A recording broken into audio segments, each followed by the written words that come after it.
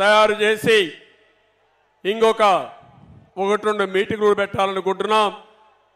నేను పవన్ కళ్యాణ్ గారు అందరు నాయకులు కలిసి ఒకటి అమరావతిలో ఒకటి తిరుపతిలో పెట్టి ఆ 2 మీటింగులు ఒక మీటింగులో ఉమ్మడి ఎలక్షన్ మేనిఫెస్టో కూడా అనౌన్స్ చేస్తామని చెప్పి కూడా నేను మీకు తెలియజేస్తున్నా.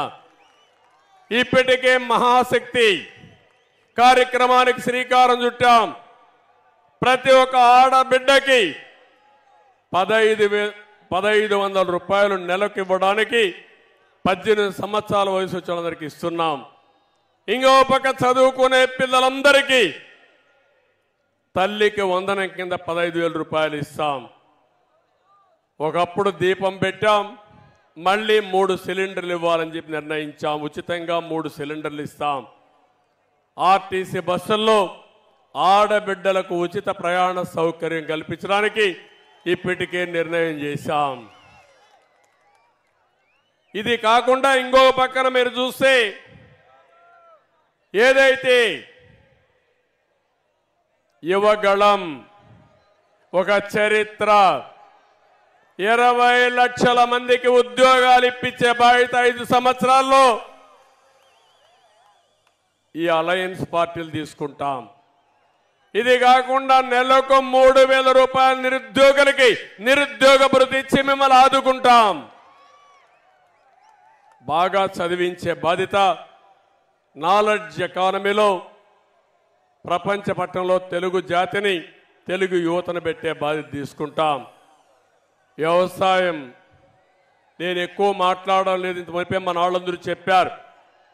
వ్యవసాయం సర్వనాశనమైంది. రైతాంగం చితికిపోయారు. ఆత్మహత్యల్లో నెంబర్ 1 ఉన్నాం, అప్పుల్లో నెంబర్ 1 ఉన్నాం. మళ్ళీ రైతు రాజ్యం వస్తుంది. రైతును ఆదుకునే బాధ్యత తెలుగుదేశం పార్టీ తీసుకుంటాం.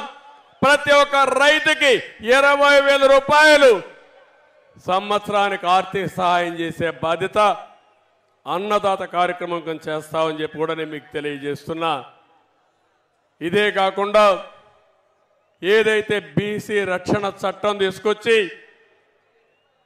తెలుగుదేశం పార్టీకి అదే మరి రాజకీయాల్లో మనం ఒకసారి ఆలోచిస్తే 50% జనాభా వెనుకబడిన వర్గాలు ఉన్నారు, ఆర్థికంగా ఇబ్బందుల్లో ఉన్నారు, అన్ని రంగాల్లో వెనుకబడి ఉన్నారు. వాళ్ళని ఆదుకునే బాధ్యత కూడా తీసుకుంటామని చెప్పి నేను మీకు తెలియజేస్తున్నాను. వీళ్లే కాకుండా ప్రతి ఒక్క ఇంటికి డ్రింకింగ్ వాటర్ ఇవ్వడం, అది కాకుండా సమాజంలో ఎస్సీ ఎస్టీ బీసీ మైనారిటీ అగ్రవర్ణాల్లో ఉండే పేదవాళ్ళను కూడా ఆర్థికంగా ఆదుకుంటాం. వాళ్లకు న్యాయం చేసే బాధ్యత తీసుకుంటాం. దానికి కూడా ఒక కార్యక్రమం తయారు చేసి నిర్దిష్టమైన ప్రణాళిక మీ ముందుకు తీసుకొస్తామని చెప్పి కూడా నేను మీకు తెలియజేస్తున్నాను.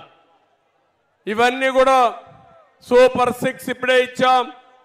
ఇంకో పక్క మీరు చూస్తే భవిష్యత్తులో ఏమేం చేయాలనే కార్యక్రమాలపైన అధ్యయనం చేస్తాం. ఆ అధ్యయనం చేసి ఏ విధంగా మిమ్మల్ని ఆదుకోవాలని ఆదుకుంటాం. ఈరోజు ఒక్క విషయం ఈ మహాసభ ద్వారా తెలియజేస్తున్నాను. జగన్ పని అయిపోయింది.